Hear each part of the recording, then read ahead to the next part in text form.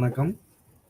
இன்று நாம் காணவிருக்கும் பாடமானது நேற்றைய பாடத்தினுடைய தொடர்ச்சியாக இந்தியன் பிலாசபி என்று சொல்லப்படக்கூடிய இந்திய தத்துவத்தினுடைய தரிசனங்கள் என்று தர்சனாஸ் என்று சொல்லப்படக்கூடிய இந்திய தத்துவம் கூறும் தரிசனங்கள் என்னென்ன என்ற விளக்கத்தினை நாம் பார்க்க போகிறோம்.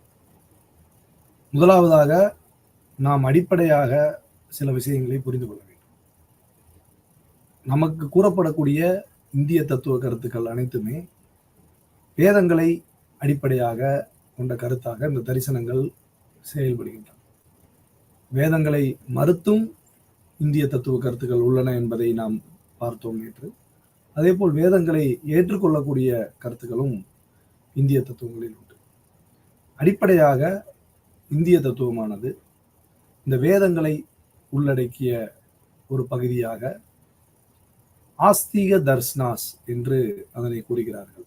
இந்த ஆஸ்திக தரிசனங்கள் என்றால் சமஸ்கிருதத்தில் ஆஸ்திக தர்சனா என்று கூறுகிறார்கள். ஆங்கிலத்தில் அதனை ஆர்த்தோடாக்ஸ் ஸ்கூல், ஆர்த்தோடாக்ஸ்னா வைதீக சமயங்கள். முதலாவதாக வேதங்களை மட்டும் ஏற்றுக்கொள்ளக்கூடிய சமயங்களை பற்றி நாம் இன்று பார்க்க போகிறோம். இந்திய தத்துவமானது 4 அடிப்படை வேதங்களான ரிக், யசு, சாம, அதர்வன என்ற 4 அடிப்படை இந்த வேதங்களிலிருந்து நமக்கான பகுதிகளாக, நம்மளுடைய வாழ்வியல் முறைகளை தெரிந்து கொள்ளக்கூடிய பகுதிகளாக இந்த ஒவ்வொரு வேதங்களும் நமக்கு 4 விதமான கருத்துக்களை நமக்கு போதிக்கின்றன.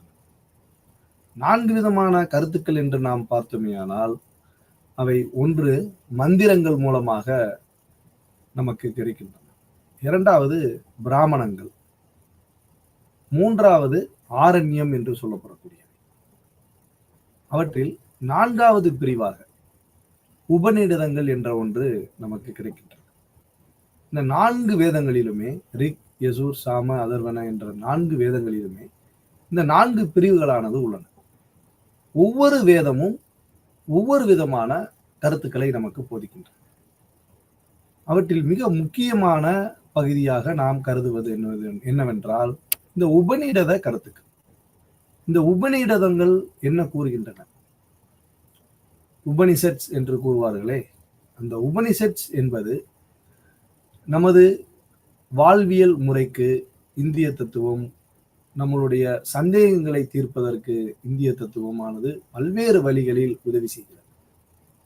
அவை இந்த உலகத்தை பற்றி பேசுகிறது, மனிதனுடைய இருப்பு, எக்ஸிஸ்டன்ஸ், இந்த எக்ஸிஸ்டன்ஸை பற்றி பேசுகிறது, இல்யூஷன், இந்த உலகத்தினுடைய மாயை என்பதை பற்றி பேசுகிறது, ஒரு பொருள் கொள்கை பற்றி பேசுகிறது, இரு பொருள்கள், டூயலிசம் என்று சொல்லப்படக்கூடிய கருத்துக்களை பற்றி பேசுகிறது, பலதரப்பட்ட கொள்கை என்று சொல்லப்படக்கூடிய புளூரலிசம், அனைத்து கருத்துக்களையுமே ஏற்றுக்கொள்ளக்கூடிய சமயங்களாகவும் சிந்தனை பள்ளிகளாகவும் இந்திய தத்துவத்தில் இருந்து வருகின்றன.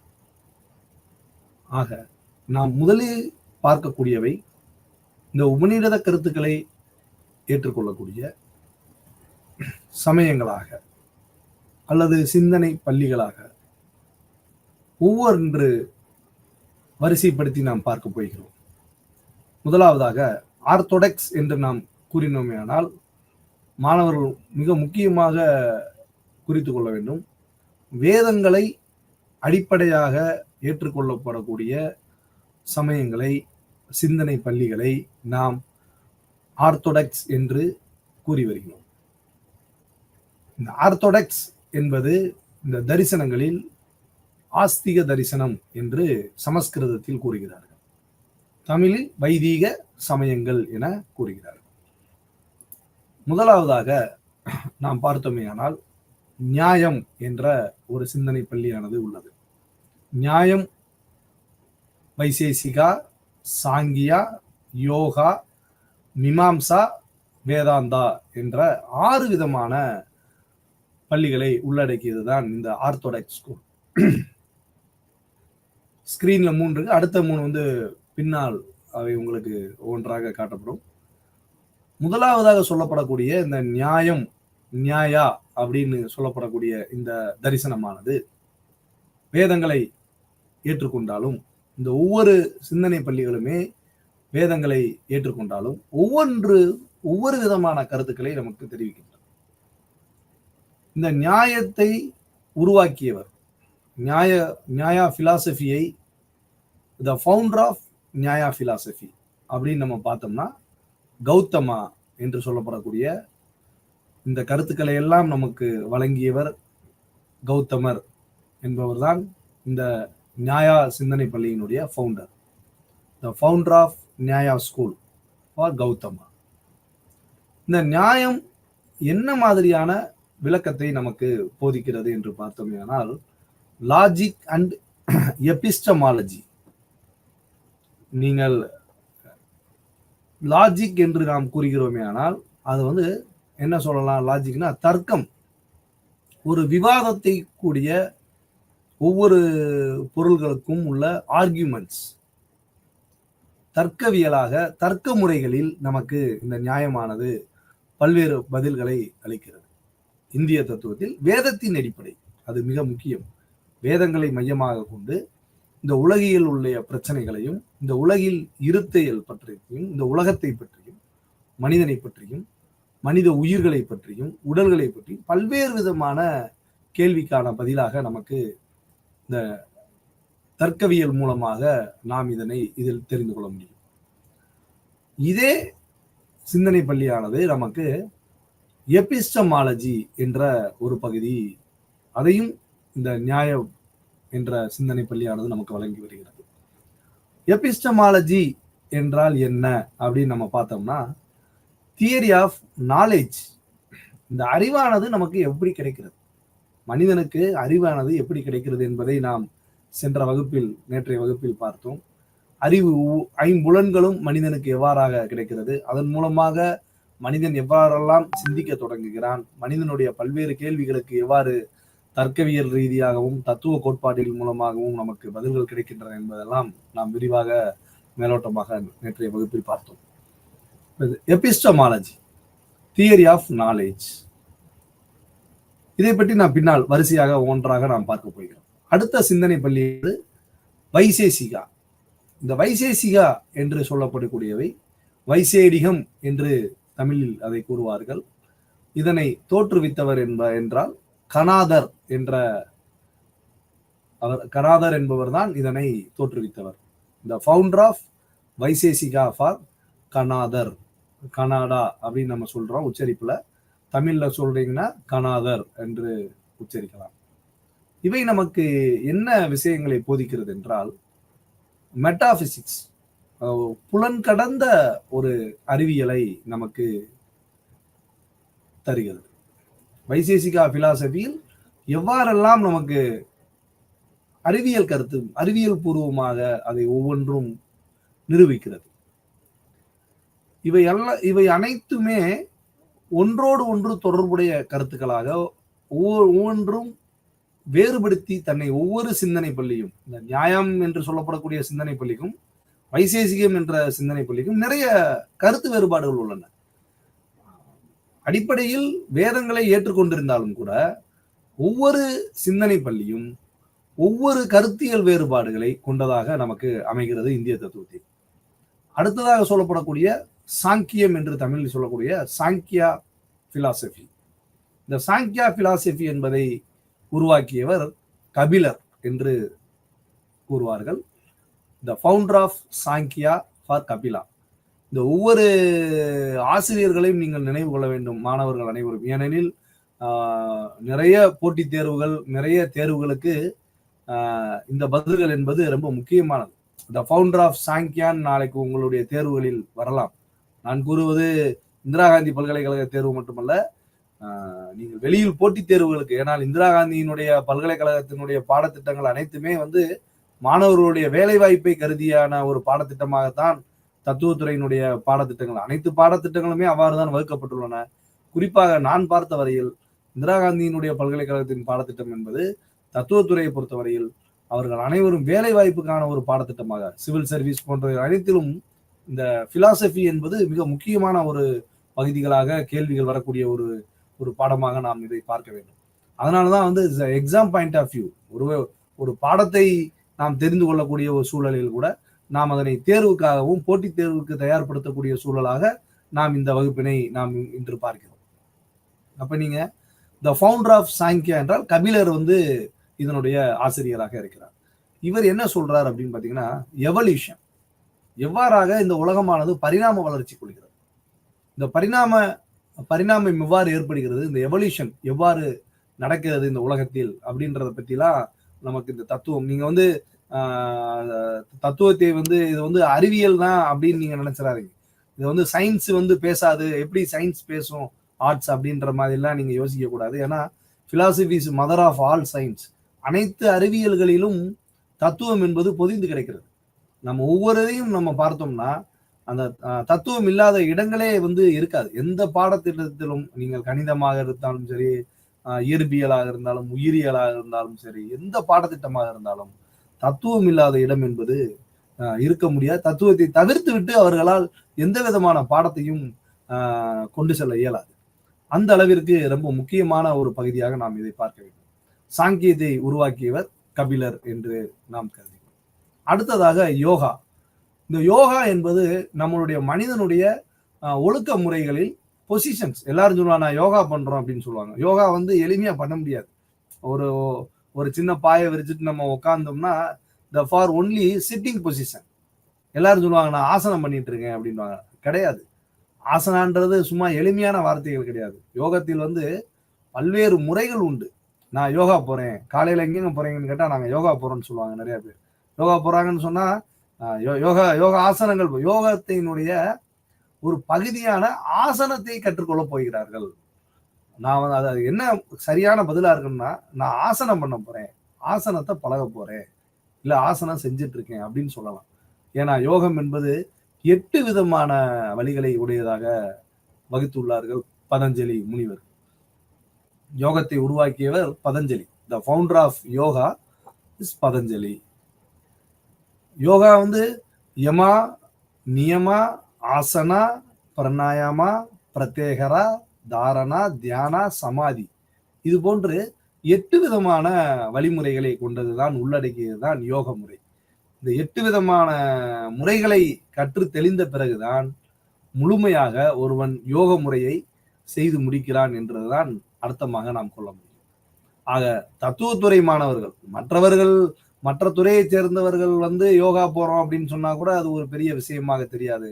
ஆனால் தத்துவத்துறையை சார்ந்தவர்கள் இனிமேலாவது யோகா போறோம்ன்ற வார்த்தைகளை தவிர்க்க வேண்டும். யோகம் என்பது 8 விதமான முறைகளை, இந்த 8ன்னா சொல்லுவாங்க அஷ்டலட்சுமின்னு சொல்லுவோம். அஷ்டலட்சுமினா 8 விதமான லட்சுமின்னு சொல்லுவோம். சமஸ்கிருதத்தில் அஷ்டாங்க யோகான்னு சொல்லுவாங்க. இத பேர் வந்து அஷ்டாங்க யோகா.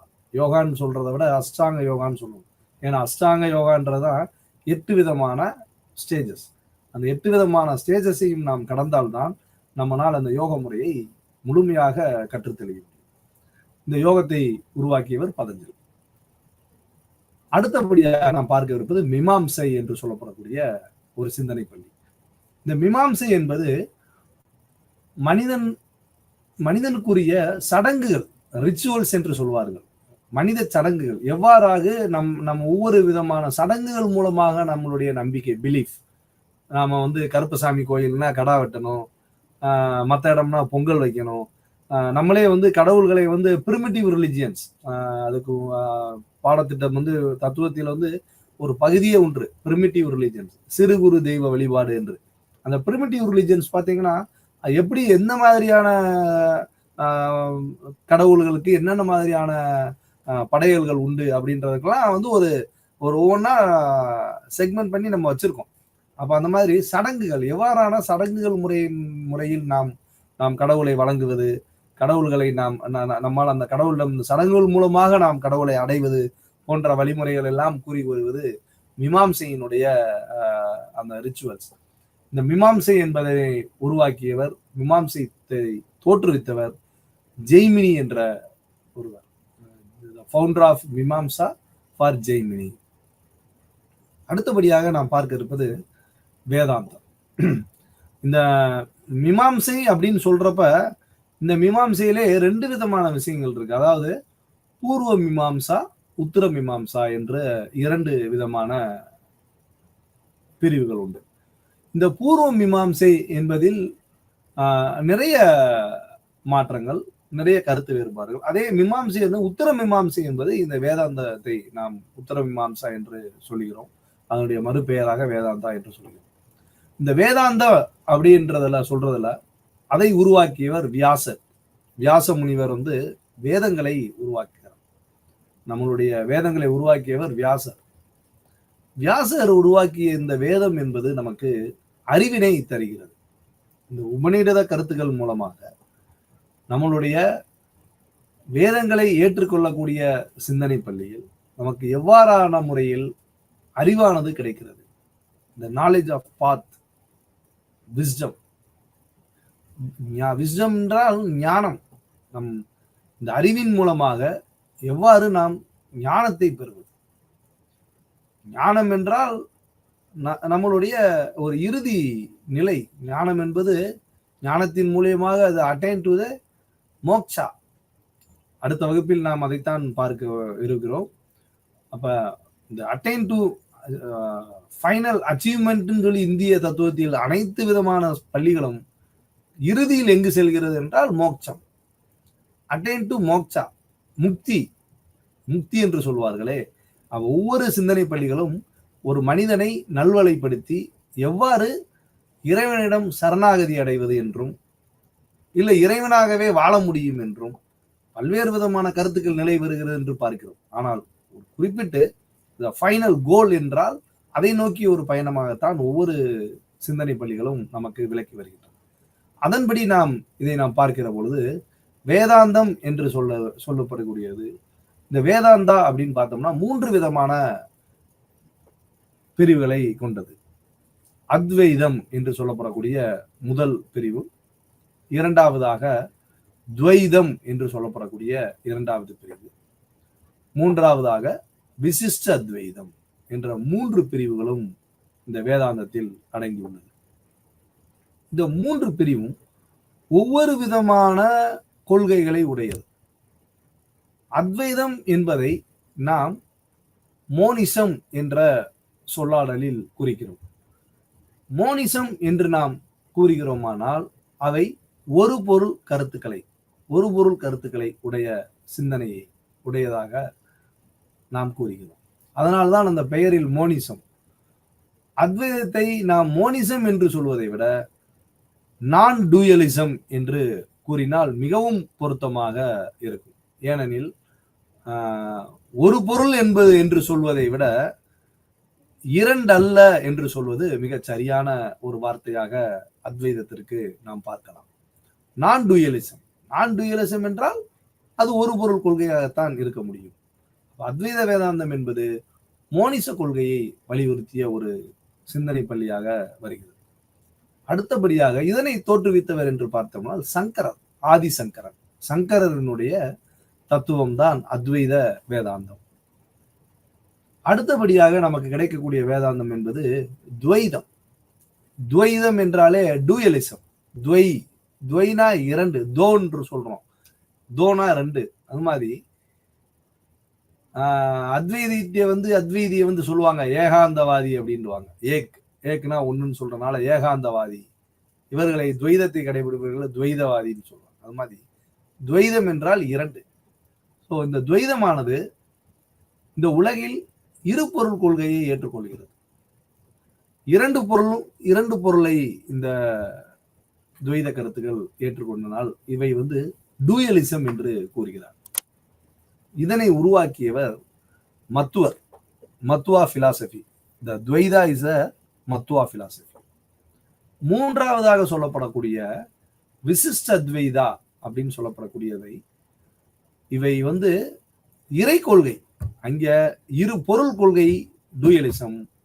இங்க விசிஷ்ட துவைதம் என்ன சொல்லுகிறது என்றால் அந்த 2 பொருள் கொள்கையோடு இறை கொள்கையை சேர்த்துக் கொள்கிறது. அதாவது விசிஷ்ட துவைதத்தை நாம் மோனோ தீயிசம் என்று கூறுகிறோம். அதனாலதான் அதை விசிஷ்ட அத்வைதாவும் அதுல சேரும். விசிஷ்டம் அத்வைதா. விசிஷ்டம்னா பல கருத்துக்களை, பலவிதமான கருத்துக்களை உள்ளடக்கிய ஒரு பகுதியாக நாம் கருத வேண்டும். விசிஷ்ட அத்வைதம் என்பது 1-2 அப்பாற்பட்ட கருத்துக்களை ஏற்றுக்கொள்ளக்கூடிய ஒரு முப்பொருள் கொள்கையாக நாம் அதை கருதலாம். இறைவனையும் சேர்த்து அவை ஏற்றுக்கொள்கிறது போன்ற இதை உருவாக்கியவர், தோற்றுவித்தவர் என்று பார்த்தால் ராமானுஜர். விசிஷ்ட அத்வைதத்தை தோற்றுவித்தவர் ராமானுஜர். இந்த ஒவ்வொரு பள்ளிகளையும் நாம் பார்க்க வேண்டும் என்றால் குறைந்தது ஒரு மணி நேரமாச்சு நம்மளுக்கு வேணும். ஏன்னா ஒவ்வொரு ஸ்கூலும் பார்த்தீங்கன்னா பிரம்மன், ஆத்மன், வேர்ல்டு, இதுல எப்படி என்ன மாதிரி இந்த உலகம் தோற்றுவிக்கப்பட்டது, இதுல பிரம்மன்னா யாரு, வேர்ல்டுனா என்ன, இதுல ஆத்மன் எங்கே, ஆத்மன் என்ன, ஒவ்வொன்றும் ஒவ்வொரு விதமான ஸ்கூல், ஒவ்வொரு விதமான அந்த சிந்தனை பள்ளிகளும் அதற்கென்று அதை வெளிக்கொணர்வதற்கான வழிமுறைகளை நாம் பார்த்தோமே. தியரி ஆஃப் நாலேஜ் என்று, அந்த தியரி ஆஃப் நாலேஜ் எப்படி கிடைக்குது அப்படின்னு பார்த்தீங்கன்னா, பிரமா என்று கூறினால் வேலிட் நாலேஜ், பிரமா அப்படின்னா வேலிட் நாலேஜ், பிரமாணா அப்படின்னு சொன்னோம்னா சோர்ஸ் ஆஃப் வேலிட் நாலேஜ். இந்த அறிவை பெறுவதற்கான வழிமுறைகளை இந்திய தத்துவம் எவ்வாறு கூறுகிறது என்றால் பிரமாணங்கள் என்று கூறுகிறது. இந்த பிரமாணத்தின் மூலமாகத்தான் நமக்கு அறிவு கிடைக்கிறது என்று. இந்த பிரமாணங்கள் என்று நாம் பார்த்தோமேனால் 10 விதமான பிரமாணங்களை இந்திய தத்துவமானது உள்ளடக்கியுள்ளது. இந்த 10 விதமான பிரமாணங்களில் நமக்கு அதிகமாக தன்னை ஆட்படுத்தி நம்மளுடைய ஐயங்களை தீர்ப்பது என்றால் ஒரு 6 பிரமாணங்கள் என்பது மிக முக்கியமாக கருதப்படுகிறது இந்திய தத்துவம். அந்த 6 பிரமாணங்களையும் நம் மேலோட்டமாக பார்த்து தெரிந்து கொள்ளலாம். அப்ப இந்த 6 விதமான சிந்தனை பள்ளிகள் என்பது ஆர்த்தோடாக்ஸ் ஸ்கூல் என்று சொல்லப்படக்கூடிய ஆஸ்திக தர்சனா என்று, வைதீக சமயங்கள் என்று இந்த 6ஐ நாம் சொல்லலாம். நியாயா, வைசேசிகா. அதே நேரத்தில் ஆர்டர்களை மாத்திரக்கூடாது. நியாயான்னு சொல்லிட்டு அடுத்து யோகா சொல்லக்கூடாது, நியாயான்னு சொல்லிட்டு வேதாந்தா சொல்லக்கூடாது. நியாயா, வைசேசிகா, சாங்கிய யோகா, மீமாம்சா அண்டு வேதாந்தா. இதுதான் சரியான கரெக்ட் ஆர்டர். இந்த ஆர்டர்களை நாம் பின்பற்றி தான் நம்ம நாளைக்கு தேர்வுகள் எழுதினாலும் நீங்க அதை பின்பற்றி தான் எழுதணும். அப்பதான் அது சரியான ஒரு பாடமாக அமைய முடியும். 2வது, நாஸ்திக தரிசனம் என்று சொல்லப்படக்கூடிய ஹெட்ரோடாக்ஸ் ஸ்கூல். இந்த ஹெட்ரோடாக்ஸ் ஸ்கூல் அப்படின்னு நம்ம பார்த்தோம்னா அது என்னன்னா அடிப்படையில் வேதங்களை மறுக்கக்கூடிய பள்ளிகளாக இவை இருக்கின்றன. வேதங்களை டினைட் த வேதாஸ். நம்ம ஆர்த்தோடாக்ஸ் ஸ்கூல் அப்படின்னு நம்ம பார்த்தோம்னா அதை நம்ம accept the Vedas. Orthodox school சொல்லப்படக்கூடியது அக்செப்ட் த வேதாஸ். இந்த ஹெட்ரோடாக்ஸ் ஸ்கூல் என்று சொல்லுகிறோமே நாஸ்திக தரிசனம் என்று. இந்த நாஸ்திக தரிசனா என்றால் அவைதீக சமயங்கள். தமிழ்ல இவ என்ன சொல்லுது அப்படின்னா டினைட் த வேதாஸ். வேதங்களை ஏற்றுக்கொள்ளாத சமயங்களை நாம் ஹெட்ரோடாக்ஸ் ஸ்கூல் என்றும், நாஸ்திக தரிசனா என்றும், அவைதீக சிந்தனை பள்ளி என்றும் கூறுகிறோம். இதில் முதலாவதாக கூறப்படக்கூடிய பள்ளி என்பது சார்வாக்கம் என்று தமிழ் கூறக்கூடிய சார்வாக்கா. இந்த சார்வாக்கா என்றால், இந்த சார்வாக்கத்தை உருவாக்கியவர் யாருன்னு பார்த்தோம்னா பிரகஸ்பதி. பிரகஸ்பதி தான் இந்த சார்வாகத்தை தோற்றுவிக்கிறார். சார்வாக்காவினுடைய கருத்துக்கள் என்பது ஹாப்பி டு மெரி என்ஜாய். இந்த நொடி பொழுதில் என்ன சந்தோஷமா இருக்கையோ இருந்துட்டு ஜாலியா இருந்துட்டு போகும் அப்படின்றத அந்த சார்வாக்கத்தினுடைய தத்துவ கோட்பாடாக அமைகிறது. அதை பற்றி நாம் விரிவாக பார்க்கலாம். பிரகஸ்பதி இதனை தோற்றுவித்தவர். அடுத்தபடியாக நாம் பார்க்கையில் புத்திசம். புத்திசம் என்பது 2000 ஆண்டுகளுக்கு முன்னர் தோன்றப்பட்ட ஒரு தத்துவமாகும். கௌதம புத்தர் என்பவர் இந்த பௌத்தத்தை தோற்றுவித்தவர். இவருடைய கருத்துக்கள் என்பது பார்த்தீர்களால் நிர்வாணா என்று சொல்லப்படக்கூடிய ஒரு கருத்துக்களை தான் புத்தர் சொல்லுகிறார். அவர் விட்ராயல் ஆஃப் சென்சஸ், அவர் சென்சஸ், நம்மளுடைய ஆசைகளை துறக்க வேண்டும். அதற்கான வழிமுறைகள், த செசேஷன் ஆஃப் பாத் அப்படின்னு சொல்லி ஒரு 4 விதமான த கோல்டன் ரூல்ஸ், 4 விதமான பேர் உண்மைகளை பௌத்தரும் மதத்தின் மூலமாக நாம் தெரிந்து கொள்ளலாம். கௌதம புத்தர் நமக்கு 4 பேருரைகள், பேருண்மைகள் மனித குலத்திற்கு அளித்துள்ளார். அந்த 4 விதமான பேருண்மைகள் அவற்றின் மூலமாக ஒரு 8 விதமான வழிமுறைகளை நமக்கு கூறி வருகிறார். அத என்னென்னன்றதை நம்ம ஒவ்வொரு பகுதியா நம்ம பார்க்கலாம். அடுத்ததாக கூறப்படக்கூடியவை ஜெயினிசம் என்று சொல்லப்படக்கூடிய சமண மதம். சமண மதத்தை தோற்றுவித்தவர்களை தீர்த்தங்கரார்ஸ் என்று சொல்வார்கள். தீர்த்தங்கரர்கள் ஒவ்வொரு குருவிற்கும் ஒவ்வொரு பேர்களை சொல்வார்கள், ஒவ்வொரு மத ரீதியாக. சமண மதத்தை பொறுத்தவரையில், ஜெயினிசத்தை பொறுத்தவரையில் அவங்க தீர்த்தங்கரார்ஸ் சொல்லுவாங்க. அந்த தீர்த்தங்கரர்ல அவர் ஜெயினிசத்தை சமணத்தை தோற்றுவித்தவர் மகாவீரர் என்று சொல்லப்படக்கூடிய தீர்த்தங்கரர். தீர்த்தங்கருடைய வரிசைகளில் வந்த மகாவீரர் தான் சமண மதத்தை ஒரு வடிவுக்கு கொண்டு வருகிறார். அப்ப ஆஸ்திக தரிசனா என்று சொன்னோம்னால் ஆஸ்திக தரிசனங்கள் என்று சொல்லப்படக்கூடியவை நியாயா வைசேசிகா, சாங்கியா யோகா, மீமாம்சா அண்ட் வேதாந்தா. ஹெட்ரோடாக்ஸ் ஸ்கூல் என்று நாம் இந்திய தத்துவத்தில் பார்க்கையில் அவை சார்வாக்கா, புத்திசம் அண்ட் ஜெயினிசம். அடுத்தபடியாக ஸ்ருதி, ஸ்மிருதி, இந்த இரண்டிற்கும் நாம் வித்தியாசத்தை தெரிந்து கொள்ள வேண்டும். ஸ்ருதி என்பது இட்ஸ் ஹியரிங் ஒன்லி, அடிப்படை ஆதார நூல்கள் என்று சொல்வார்கள், கேள்விப்பட்டிருக்கும். பிரைமரி சோர்சஸ், அது நூலா இருக்க முடியாது. அது செவி வழியாக கேட்கப்பட்ட ஒரு கருத்துக்களாகவும் பின்னர் அதனை தொகுக்கப்பட்ட நூலாகவும் அதற்கான ஒரு ஆர்ஜின் என்பது நம்மால் அறிவிட்டு கூற முடியாது. அதனை நாம் ஸ்ருதி என்றும், ஸ்மிருதி என்பதை செகண்டரி சோர்சஸ், செவி வழியாக கேட்கப்பட்ட அந்த தகவல்களையும் ஒரு எழுதப்பட்ட புத்தகங்களையும், இந்த செகண்டரி சோர்சஸ் என்று சொல்லப்படக்கூடிய நீதி நூல்கள் போன்றவைகளை நாம் ஸ்மிருதி என்று கூறுகிறோம். அடுத்தபடியா நாம் பார்க்க இருக்கிறது நாலேஜ். நாலேஜ் என்றால் 2 விதமான பிரிவுகளை இந்த அறிவு என்பது கொண்டுள்ளது. ஒன்று அனுபவா, ஸ்பெல்லிங் தப்பா இந்த இடத்துல இருக்கு, பி வரணும். அனுபவா. ஸ்மிருதி, இதுல எக்ஸ்பீரியன்ஸ் பிரசன்டேஷனல். ரெண்டாவதாக மெமரி ரீப்ரசன்டேஷனல் அப்படின்னு சொல்றோம்.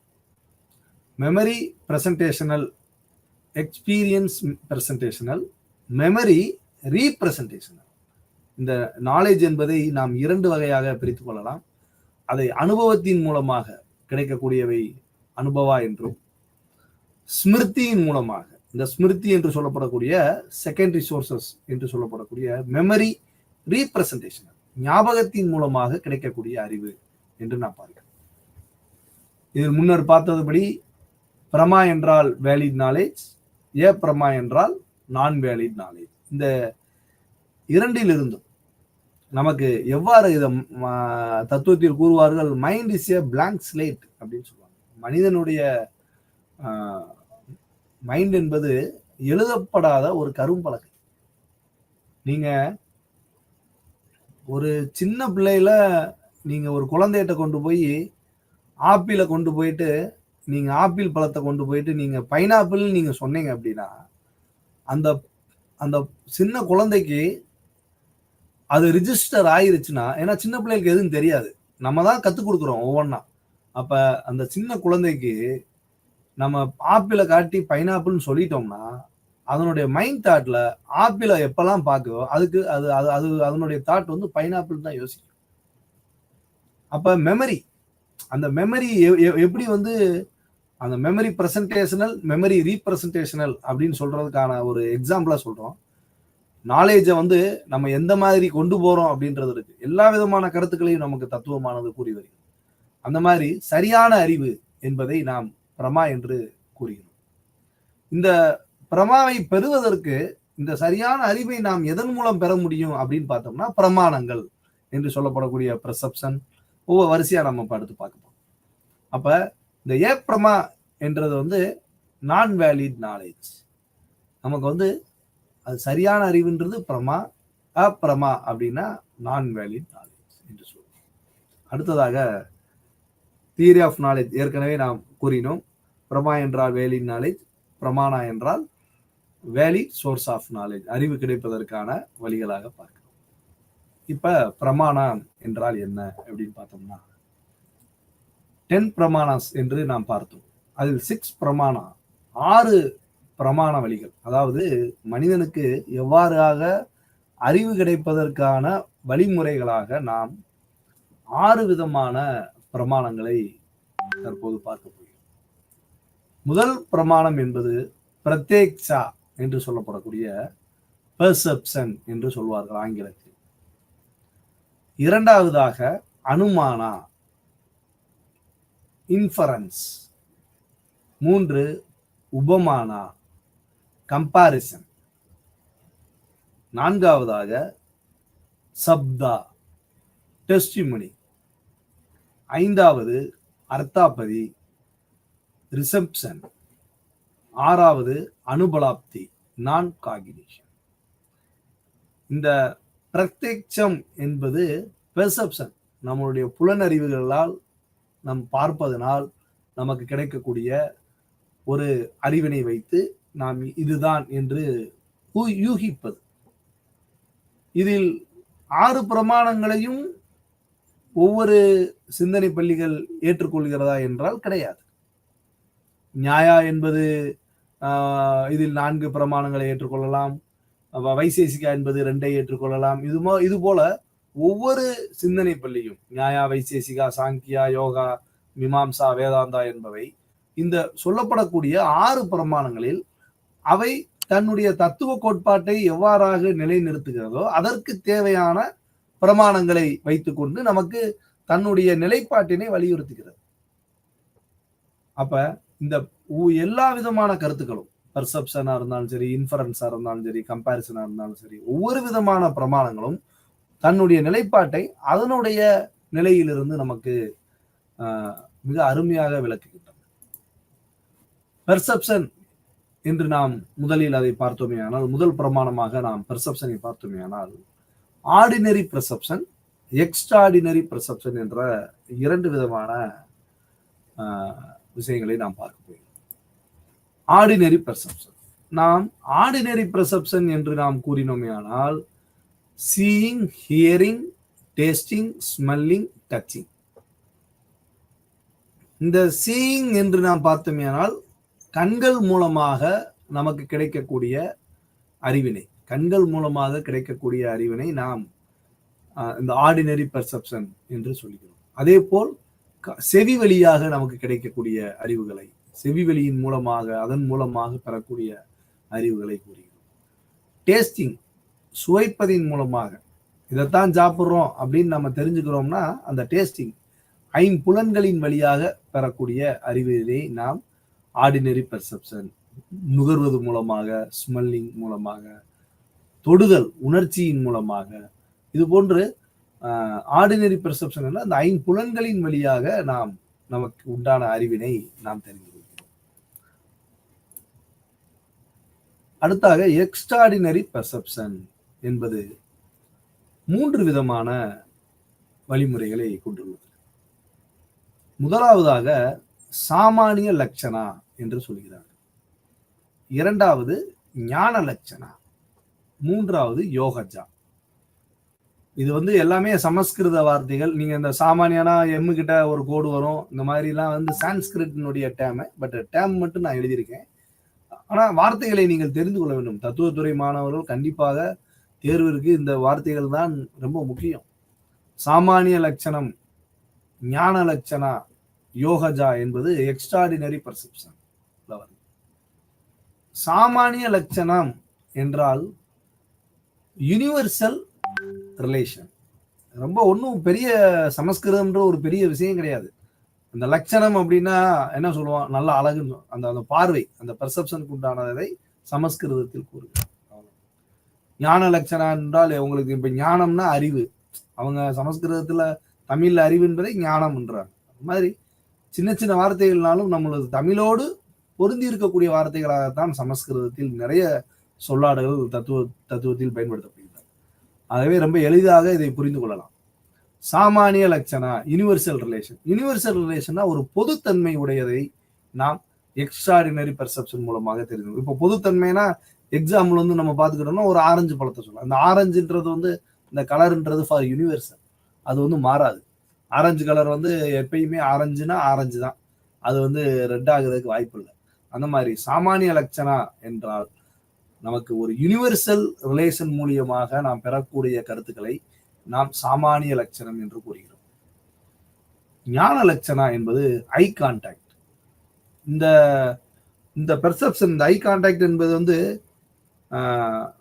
நமக்கு வந்து ஐ கான்டாக்ட்னே ஒரு சின்ன ஒரு இது வந்தோம்னா, மீன் பார்த்தீங்கன்னா எல்லாருமே வந்து இனப்பெருக்கக்கூடிய விலங்கினங்கள், உயிரினங்கள் அனைத்துமே வந்து இனப்பெருக்கத்தில் ஈடுபடுது.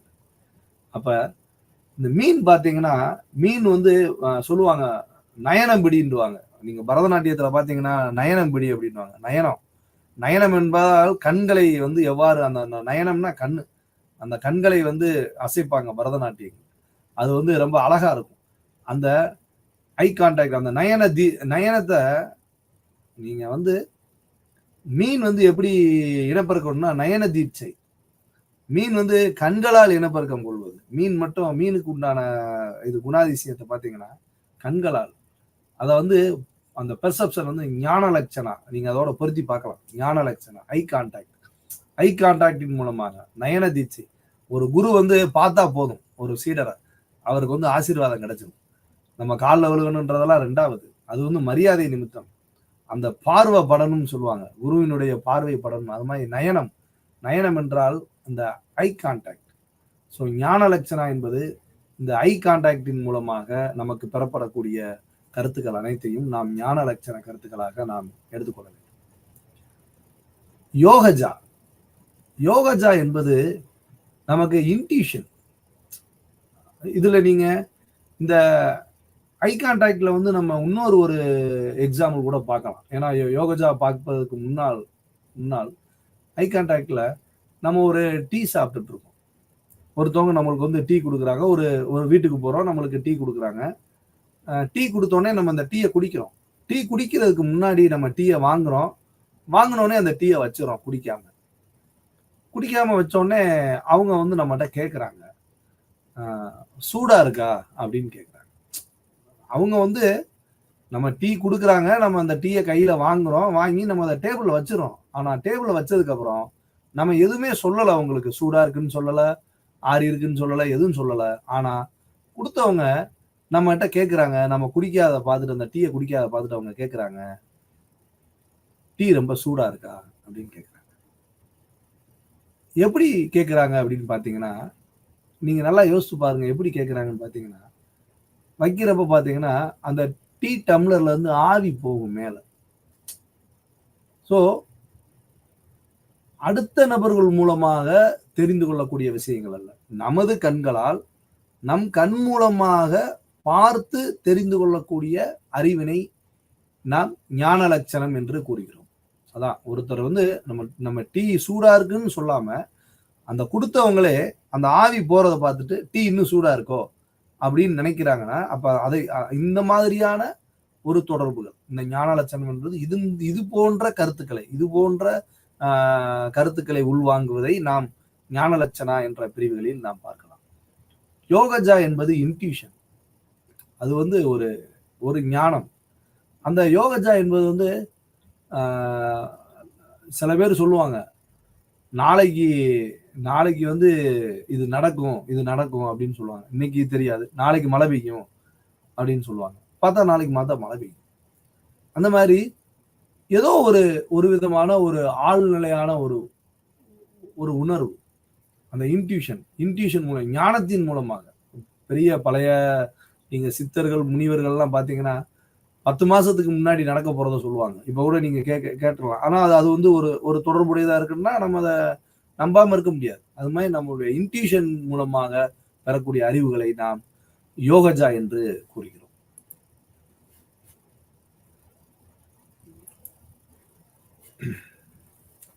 எக்ஸ்பீரியன்ஸ், பிரசன்டேஷனல் அனுபவம். அந்த நாலேஜே மறுபடியும் நாம் பார்த்தோமேயானால், இந்த நான் வேலிட் நாலேஜ்ல வந்து டவுட், எரர், ஹைப்போதெட்டிக்கல் ஆர்குமெண்ட், இதுவா அதுவான்னு தெரியாத ஒரு குழப்ப நிலை, இதெல்லாம் வந்து இந்த நாள் வேலிட் நாலேஜ்ல வருது அப்படின்னு சொல்றாங்க. மெமரி ரீப்ரசன்டேஷன்ல வந்து யதார்த்தா அயார்த்தான்னு சொல்லப்படக்கூடிய யதார்த்தானா ட்ரூ அண்ட் ஃபால்ஸ், இந்த 2 விதமான கருத்துக்கள். நம்ம ஒரு விஷயத்தை சரி என்று நினைக்கிறோம் என்றால், ஒரு விஷயத்தை தவறு என்று நாம் மனது நினைக்கிறது என்றால், அதை நாம் மெமரி ரீப்ரசன்டேஷன். ஏன்னா நம்ம மெமரியில ஆல்ரெடி ஒரு இதை ஃபிக்ஸ் பண்ணி வச்சிருந்தா தான் நம்மளால தீர்மானிக்க முடியும் இது சரி இது தப்புன்னு. அதனால அந்த மெமரி இல்லைன்னா நம்மளால இது சரியா தப்பான்றது தீர்மானிக்க முடியாது. இப்ப ஒரு கால்குலேஷன்ல வந்து 2, 3, 5 அப்படின்னா நம்மளுக்கு மேத்தமெட்டிக்ஸினுடைய ஃபார்முலா வந்து தெரிஞ்சிருக்கணும். கூட்டல்னா 2, 3னா 5 வரும் அப்படின்னு. அந்த அந்த முன்னாடி இருக்கிற மெமரி இல்லாம நம்மளால அதை வந்து நம்ம வந்து சரியா தப்பான்னு சொல்லி நிர்ணயிக்க முடியாது. அதற்காக தான் தத்துவம் கூறுகிறது memory representation for true or false அப்படின்ற ஒரு விஷயத்தை. அடுத்தபடியாக இன்ஹெரன்ஸ் என்ற ஒன்றை நான் பார்க்கிறேன். இன்ஹெரன்ஸ் அப்படின்னா நம்ம எல்லாரும் தெரிஞ்சுக்கூடிய ஒண்ணுதான். ஒரு விஷயம் சொல்லுவோம், நெருப்பில்லாமல் புகையாதுன்னு சொல்லுவாங்க. நெருப்பில்லாமல் புகையாது. Cause and effect. காஸ், காரணம் இல்லாமல் ஒரு காரியம் நடக்காது. Cause and effect. அப்ப தமிழ் தத்துவ பகுதியில் சித்தாந்தம் போன்றவைகள் கூட இல்லது உள்ளது தோன்றும், இல்லாதது தோன்றாது அப்படின்னு சொல்லுவாங்க. அதுபோல இந்த இன்ஃபரன்ஸ் என்ற அடுத்த பிரமாணத்தை நாம் பார்க்கிற பொழுது அனுமானம். இன்ஃபரன்ஸ் என்றால் தமிழில் அனுமானம். இந்த அனுமானம் எவ்வாறு நமக்கு கிடைக்கிறது, இந்த அனுமானத்தின் மூலமாக நாம் பெறப்படக்கூடிய அறிவானது எவ்வாறு உள்ளது என்பதை நமக்கு நெருப்பில்லாமல் புகையாது என்பதை பார்க்கலாம். The hill is fiery. ஒரு மலையானது அங்கே வந்து ஃபயர் ஆகுது, எரியுது. அந்த மலை எரிஞ்சனால அது வந்து புகை வருது. எரியலைன்னா புகை வராது, எரிஞ்சாதான் புகை வரும். அப்ப all smoky object are fiery. அனைத்து எரியக்கூடிய பொருள்களும் புகை வரக்கூடிய பொருள்கள். எரிஞ்சாலே அந்த இடத்துல வந்து புகை என்பது வரும். நம்ம பனிமூட்டத்துக்கு வர்ற புகை கிடையாது, எரிந்தால் அது புகை மூட்டமாக வரும். So the hill is smoky, therefore hill is fiery. நெருப்பில்லாமல் புகையாது என்பதற்கான சில சப்ஜெக்ட் ப்ரிடிகேட் உடைய ஒரு சென்டென்ஸ், ஒரு சின்ன ஒரு எக்ஸாம்பிளுக்காக உங்களுக்கு தெரியட்டும்ன்றதுக்காக நம்ம சொல்றோம். அப்ப எந்த ஒரு ஆப்ஜெக்டும், ஸ்மோக்கி ஆப்ஜெக்ட் வந்து கண்டிப்பா வந்து ஃபயரி இல்லாமல், நெருப்பில்லாமல் புகையாது என்பதை நாம் தெரிந்து கொள்ள வேண்டும்.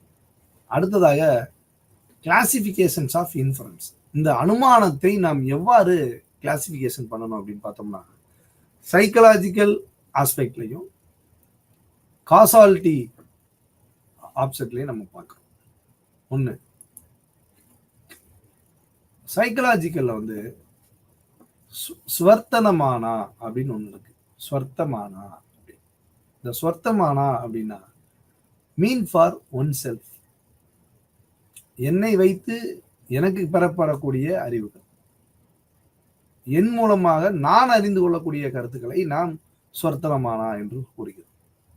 பவர்த்தனமானா என்றால் அதர்ஸ், வெளியிலிருந்து பெறப்படக்கூடிய அறிவினை நாம் பவர்த்தனமானா என்று சொல்கிறோம். இந்த இன்ஃபரன்ஸை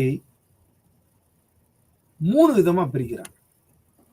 பூர்வவெட், செசாவெட், சாமானிய துர்தர்ஷ்டா. பூர்வவெட், செசாவெட், சாமானிய துர்தர்ஷ்டா. இந்த 3ம் இன்ஃபரன்ஸினுடைய வகைகள். அதாவது அனுமானங்களை நாம் எவ்வாறெல்லாம் பெற முடிகிறது. ஒரு அனுமான அறிவு என்பது, இந்த அனுமானத்தினுடைய அறிவு என்பது பெர்செப்ஷனுடைய தொடர்புடையது. ஏனால் அனுமானம் என்பது நாம் பார்க்காமல் எதுவும் கிடைக்காது. அப்ப அனுமானத்தை தெரிந்து கொள்ள வேண்டும்னால் இந்த பெர்செப்ஷனை தொடர்பு கொண்டுதான் நாம் பார்க்க முடியும். அந்த பிரமாணத்தில் பெர்செப்ஷனும் நமக்கு ரொம்ப முக்கியமான ஒன்றா இருக்கு. அப்ப இந்த அனுமானத்துக்கான அறிவானது இந்த 3 விதமான பிரிவுகள், பூர்வவெட், செசாவெட், சாமானிய துரஸ்டா என்ற 3 மூலமாக கிடைக்கிறது. இப்ப நம்ம பூர்வவெட்னா என்னன்னு பார்க்கிறோம். இப்ப பூர்வவெட் அப்படின்னு நம்ம பார்த்தோம்னா, perceiving the present cause and inferring the future effect என்று நாம் சொல்கிறோம். Perceiving the present cause and inferring the future effect என்பதுதான் பூர்வவெட் என்ற ஒரு வகையினுடைய இன்ஃபரன்ஸினுடைய வகையினுடைய கருத்து. அது என்னன்னு பார்த்தோம்னா, மேகமூட்டங்கள் உதாரணத்துக்கு அதில் எழுதியிருக்கேன் உங்களுக்கு. மேகமூட்டங்கள் இருந்தால் நம்ம என்ன சொல்லுவோம்? சாயந்தரம் போறோம், இடம் அந்த இடமே கம்ப்ளீட்டா இருட்டாயிருச்சுன்னா மழை வரப்போகுது அப்படின்னு சொல்லுவோம். மழை வரல, மழையை நாம் காணவில்லை, இன்னும் மழையை நாம் பார்ப்பதற்கு முன்னாலே, மழை வருதா வரலையா என்று தெரிவதற்கு முன்னாலே நம்மால் மழை வரும் என யூகிக்க முடிகிறது என்றால் அந்த யூகிப்பு என்பது மனிதனுடைய அனுமானத்தின் மூலமாக கிடைக்கிறது. அந்த அனுமானம் எவ்வாறாக இருக்கிறது என்றால் பூர்வவெட். இந்த பூர்வவெட் என்பது பிரசன்ட் காஸ், ஃபியூச்சர் எஃபெக்ட். அப்ப நமக்கு கிடைக்கக்கூடிய அந்த காசை வச்சே நம்ம எஃபெக்ட் என்னவா இருக்குன்னு தீர்மானிக்க முடியும். மேகத்தை பார்த்து நம்மால் வருங்காலத்தை நிர்ணயிக்க முடியுது என்றால் அந்த அனுமானத்தை நாம் பூர்வவெட், பூர்வாக அனுமானம் என்று நாம் அதை ஏற்றுக்கொள்ள முடியும். அடுத்தபடியாக செசாவெட். இந்த செசாவெட் என்பது perceiving the present effect and inferring the past cause. இறந்த காலம். ஒரு ரோட்ல நம்ம ஒரு பாலத்துல சென்று கொண்டிருக்கிறோம், தண்ணீர் மடை திறந்து வந்துகிட்டு இருக்கு, நிறைய வந்துட்டு இருக்கு. அப்ப நம்ம என்ன சொல்றோம்? எங்கேயோ மழை பெஞ்சிருக்கு அப்படின்னு சொல்றோம். ஏன்னா அந்த வெள்ளத்தை பார்த்து, ஃப்ளட், இந்த வெள்ளத்தை பார்த்து நாம் மழை பெய்ஞ்சிருந்ததுனால வெள்ளம் வந்திருக்கு அப்படின்றது நம்மளால அனுமதிக்க முடியும். இங்க மழைன்றது வந்து பாஸ்ட் காஸ். மழை பெய்ஞ்சு முடிஞ்சிருச்சு, மழை பெய்ஞ்சு முடிஞ்சாதான் வெள்ளம் வரும். வெள்ளம் என்பது மழை அதிகமான மழை பெய்தால்தான் கரை புரண்டு ஓடும் வெள்ளம். அப்ப மழை இல்லாம வெள்ளம் வராது. அப்ப மழை என்பது இங்கு இறந்த காலத்தை குறிக்கிறது, பாஸ்ட் காஸ்.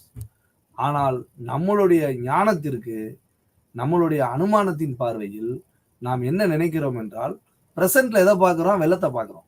மழையை நம்ம பார்க்கல. நம்ம பார்க்கறது ரோட்ல, சாலையில் எங்கோ ஒரு ரோட்ல நடந்து போயிட்டு இருக்கிறப்ப, ஒரு ஒரு ஒரு பாலத்துல, ஒரு ஆற்றின் பாலத்துல நம்ம போயிட்டு இருக்கிறப்ப தண்ணீர் நிறைய வருகிற பொழுது மழை இந்த பக்கம் நிறைய பெஞ்சிருக்கு அப்படின்னு நம்ம சொல்றோம், ஒரு கலவைக்கலான வார்த்தையில் கூறுகிறோம். அப்ப இதனை நம்ம வந்து செசாவெட் என்று சொல்கிறோம். அதாவது பிரசன்ட், நிகழ்காலத்தை வைத்து, நிகழ்காலத்தில் நடக்கக்கூடிய செயல்பாடுகளை வைத்து இறந்த காலத்தில் இவை நடந்திருக்கலாம் என்ற ஒரு அனுமானத்துக்கு நாம் வருகிறோம். ஆனால் அதனை நாம், அந்த அனுமானத்தை நாம் செசாவெட் என்று கூறுகிறோம். அடுத்தபடியாக சாமானிய துரதிர்ஷ்டம். There is a coexistence, no causal relation. இந்த ரெண்டுக்குள்ள தொடர்பை வைத்து வரக்கூடிய சாமான துரதிர்ஷ்டா என்று கூறுகிறோம். இதற்கென்று எதுவும் காசல் ரிலேஷன்றது எதுவும் இருக்காது. ஆனா நம்மளால் அதை அந்த அனுமானத்தின் வழியாக உணர முடியும். ஆக இன்ஃபரன்ஸ் என்பதை நாம் பூர்வவெட், செசாவெட் அண்டு சாமானிய துரதிர்ஷ்டா என்று 3 விதமான வகைப்பாடுகளில் நாம் இன்ஃபரன்ஸை பிரிக்க முடியும். காசாலிட்டி. காசாலிட்டி என்பது கேவலன்வயி, கேவல வியாத்திரகி, அன்வய வியாத்திரகி என்று சொல்கிறார். இந்த தியரி ஆஃப் நாலேஜ் என்பதில் நிறைய கருத்துக்களை நமக்கு இந்திய தத்துவமானது வழங்கி வருகிறது. ஒவ்வொரு விஷயமும் எவ்வாறாக நாம் அறிவை பெறுவதற்கான வழிகளை, எந்தெந்த வழிகளிலெல்லாம் நாம் பெற முடியும் என்பதை நாம் யதார்த்தமாக நம் வாழும் வாழ்க்கை முறையிலேயே தெரிந்து கொள்ளக்கூடிய அளவிற்கு நமக்கு வேதங்களானது நமக்கு நிறைய கருத்துக்களை அளித்துள்ளது. அதை நாம் புரிந்து நடந்து கொண்டோமே ஆனால் இந்திய தத்துவம் என்பது ஒரு மிகப்பெரிய பிரம்மாண்டமான ஒரு பகுதி. அவை நாம் கத்துக்கிறவே முடியாது, அந்த அளவிற்கான தத்துவ கருத்துக்கள் புரிந்துள்ளன. அதுல கேவலன்வெயி அப்படின்னா பிரசன்ஸ், இப்ப இருக்கக்கூடிய இந்த பிரசன்ஸின் மூலமாக கிடைக்கக்கூடிய அறிவுகளை பற்றி பேசுவோம். கேவல வியாத்திரிகை என்பது ஆப்சன்ஸ். அன்வய வியாத்திரகி அப்படி என்பது 2 விதமான நிலைகளும் பேசப்படுவது. பிரசன்ஸ், நிகழ்காலத்தை பற்றியும் பேசும். ஆப்சன்ஸ், நம்மளுடைய இருத்தல் இல்லாத நிலைகளும் பற்றி பேசக்கூடியதை நாம் அன்வய வியாத்திரகி என்று சொல்கிறோம். இதனை ஒவ்வொரு விதமான சிந்தனை பள்ளிகள் ஏற்றுக்கொள்கிறது, ஒரு சின்னமான சிந்தனை பள்ளிகள் இதனை மறுக்கிறது. அதற்கான தர்க்கம், அதுக்கான தர்க்கத்தின் மூலமாக அதை தன்னை நிரூபித்துக் கொள்வதற்கு ஒவ்வொரு தத்துவங்களும் முயற்சி செய்கிறது. கேவல அன்வயி அப்படின்னு நம்ம பார்க்குறப்ப only for universal positive affirmative. நீங்க தத்துவம்னு பார்த்தீங்கன்னா இதுல வந்து நிறைய வந்து லாஜிக்கான சென்டென்சஸ் வந்து நிறைய இருக்கு. நீங்க பார்த்த hill is fiery, all smoky objects are fiery அப்படின்னு நம்ம பார்க்குறோம். இதுல ஃபுல்லாகவே பார்த்தீங்கன்னா சப்ஜெக்ட், ப்ரெடிகேட், இதுல எது சப்ஜெக்ட், இதுல எது ப்ரெடிகேட்டு அப்படின்றதெல்லாம் வந்து பார்த்தீங்கன்னா நிறைய தர்க்க ரீதியான கருத்துக்களை உள்ளடக்கிய பாடம் பிரிவு தான் தத்துவ பிரிவு. இதுக்கு வந்து கண்டிப்பான முறையில் வந்து ரெக்வெஸ்ட் டு ப்ரோக்ராம் கோஆர்டினேட்டர். ஏன்னா இது வந்து மற்ற ஒரு வரலாற்று சம்பந்தமான பாடம் போல் நாம் 1 மணி நேரத்துல வந்து இதை வந்து ஈஸியா பேசிட்டு போயிட முடியாது. ஏன்னா இது வந்து ஒவ்வொரு கருத்துக்களும் ஒவ்வொரு விதமான ஸ்கூலுக்கும் ஒவ்வொரு விதமான கருத்துக்கள் உண்டு. இதை ஃபுல்லா நம்ம ஒவ்வொன்றையும் எக்ஸ்பிளைன் பண்ணணும்னா கண்டிப்பா ஒவ்வொரு பகுதிக்கும் ஒவ்வொரு விதமான வகுப்பானது நமக்கு தேவைப்படும். அப்போ ஒரு வகுப்புன்றதே பத்தாது. இருந்தாலும் ஒரு வகுப்புல வந்து நம்ம ஓரளவுக்கு ஒரு மேலோட்டமாக நாம் மாணவர்களுக்கு தெரிவிக்க முடியும். ஏன்னா அந்த அளவுக்கு வந்து இந்த பாடத்திட்டமானது ரொம்ப வைடு. அதாவது பாடத்திட்டமும் ரொம்ப பெரியது, அந்த பாடத்திட்டத்தில் உள்ள விஷயங்கள் என்பது ரொம்ப பெருசு. ஒவ்வொரு சிந்தனை பள்ளியும் நிறைய கருத்துக்களை உடையது.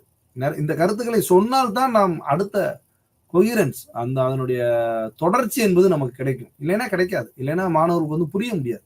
ஏன்னா இது வந்து அவ்வளவு ஒரு நம்ம பேசலாம், பட் கடினமான ஒரு செயலாக நாம் ஒவ்வொரு இதையும் நாம் பார்க்க முடியும். புரிஞ்சுக்கிற முடியாது. ஏன்னா நம்ம பெர்செப்ஷன் இல்லாம இன்ஃபரன்ஸை பார்க்க முடியாது. அப்போ பெர்செப்ஷனை நம்ம டீட்டெயிலாக சொல்ல வேண்டியது இருக்கு. அதே மாதிரி இன்ஃபரன்ஸ் பார்த்தாச்சுன்னா அடுத்து கம்பேரிசன், டெஸ்டிமனி, ஒவ்வொன்றும் நமக்கு மிக முக்கியமான ஒரு இதாகவே நம்ம பார்க்குறோம். அப்போ இந்த only for universal relation positive affirmative, கேவல அன்வய வியாத்திரகி என்பது only for universal negative affirmative. அன்வய வியாத்திரகி என்பதை பாசிட்டிவ் அண்ட் நெகட்டிவ் என்று கூறுகிறோம். இப்போ இது ஒவ்வொன்றுக்கும் பார்த்தீங்கன்னா எக்ஸாம்பிள்ஸ் இருக்கு. இந்த எக்ஸாம்பிள்ஸை நம்ம எக்ஸ்பிளைன் பண்ணாதான் கேவல அன்வயகி அப்படின்னா என்னன்றது நம்ம புரிஞ்சுக்கிற முடியும், கேவல வியாத்திரகி என்னன்றதை புரிஞ்சுக்கிற முடியும், அன்வய வியாத்திரகி என்பதை புரிஞ்சுக்கிற முடியும். அப்பதான் நம்ம அந்த சப்ஜெக்டோட நம்ம அப்ளை பண்ணி பார்க்க முடியும். இல்லைன்னா நமக்கு அது புரியாது. சும்மா ஓரலாக அதை வாசிச்சுட்டு போற மாதிரி தான் வந்துடும். அப்ப தனித்தனியாக அதை பார்த்தால்தான் புரியும் என்பதை தெரிந்து கொள்ளணும். பிறகு பார்ப்போம். நம்பருக்கு உங்களுக்கு சந்தேகம்னா மாணவர்கள் வந்து என்னை தொடர்பு கொண்டு கேட்டுக்கொள்ளுங்கள். அடுத்தபடியாக வைசேசிகா என்பது ஒரு புளூரலிசம், பலதரப்பட்ட கொள்கைகளை உள்ளடக்கிய பள்ளி. இவை வந்து புலன்கடந்த மெய்யியலை நமக்கு போதிக்கிறது. அக்செப்ட் த காட், இவை ஒரு தியிஸ்டிக் ஸ்கூல், இறை கொள்கையை ஏற்றுக்கொள்ளக்கூடிய ஒரு பள்ளியாக இருக்கிறது. எக்ஸ்பீரியன்ஸ் இஸ் ரியல்னு சொல்லுது. அனுபவத்தின் மூலமாக கிடைக்கக்கூடிய உண்மைகள் நமக்கு அது உண்மைத்தன்மை வாய்ந்தது என கடுமையாக வலியுறுத்துகிறது. அதனால் இதனை வந்து ரியலிஸ்டிக் ஸ்கூல் அப்படின்னு சொல்லலாம் வைசேசிகா. இதுல வந்து பதார்த்தம் என்று சொல்கிறார்கள், கேட்டகரிஸ்.